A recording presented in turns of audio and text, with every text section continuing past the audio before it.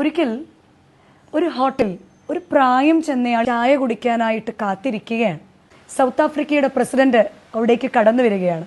അങ്ങ് ദൂരെ ഇരിക്കുന്ന ആ പ്രായമായ ആളിനെ ചൂണ്ടിക്കാണിച്ചുകൊണ്ട് ഇദ്ദേഹം പറഞ്ഞു, അംഗരക്ഷകർ പോയി അദ്ദേഹത്തെ വിളിച്ചു കൊണ്ടുവരിക. വിളിച്ച് ഈ പ്രസിഡന്റിൻ്റെ മുൻപിൽ ചായ കുടിക്കാനായിട്ട് അദ്ദേഹത്തെ ഇരുത്തി. ചായ കുടിക്കാനായിട്ട് ഇരിക്കുമ്പോഴും അദ്ദേഹത്തിൻ്റെ ആ പ്രായമുള്ള വ്യക്തിയുടെ തല കുനിഞ്ഞു തന്നെ ഇരുന്നു. പ്രസിഡന്റിനോടൊപ്പം സംസാരിക്കാനും സന്തോഷിക്കാനും ഒക്കെ അവസരമുണ്ടായിട്ടും തല ഉയർത്തി ആ പ്രസിഡന്റിൻ്റെ മുഖത്തോട്ട് പോലും അദ്ദേഹം നോക്കുന്നില്ല. ചായ വന്നു, രണ്ടുപേരും ചായ കുടിക്കുകയാണ്. എന്നാൽ ആ പ്രായമുള്ള വ്യക്തിയുടെ കൈ വിറയ്ക്കുന്നുണ്ടായിരുന്നു, തല ഉയരുന്നതേയില്ല.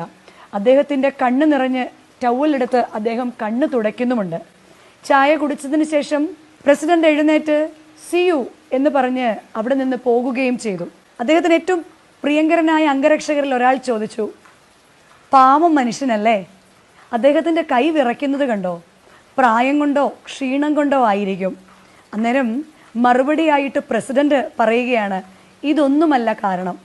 നിങ്ങൾക്കറിയാമല്ലോ, ഞാൻ നെൽസൺ മണ്ടേല. ഞാൻ സൗത്ത് ആഫ്രിക്കക്കാരുടെ വിമോചനത്തിന് വേണ്ടി അനേകം ജയിൽ ശിക്ഷകൾ അനുഭവിച്ചിട്ടുള്ള വ്യക്തിയാണ്.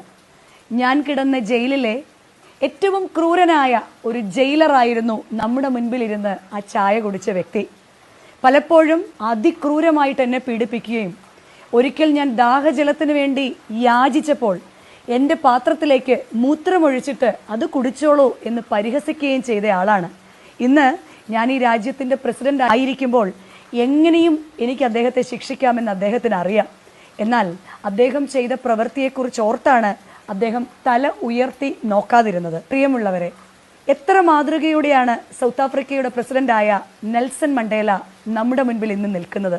തന്നോട് അതിക്രൂരമായി പെരുമാറിയ ജയിലറോട് അധികാരം തൻ്റെ കയ്യിൽ ഇരിക്കുമ്പോഴും ഒരു വിഷമവും കൂടാതെ ആ വ്യക്തിയെ റെസ്പെക്റ്റ് ചെയ്യുകയും ആ വ്യക്തിയെ മുൻപിലിരുത്തുകയും ചായ കൊടുക്കുകയും ചെയ്ത ആ പ്രതികാരത്തിനെയല്ലേ മധുര പ്രതികാരം എന്ന് പറയാൻ നാമും പഠിക്കേണ്ടത്.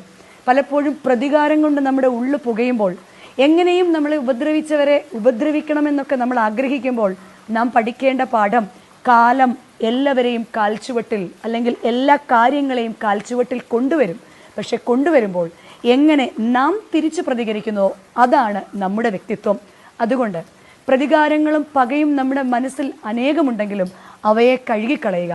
കാലം പലരെയും നമ്മുടെ മുൻപിൽ കൊണ്ടുവരുമ്പോൾ ഒരിക്കലും അവർ ചെയ്തതുപോലെ മറുപടിയായി അവരോട് പ്രതികരിക്കാതെ സ്നേഹത്തോടെ അവരെ തോൽപ്പിക്കുവാൻ നമുക്ക് സാധിക്കുവാൻ ദൈവം സഹായിക്കട്ടെ.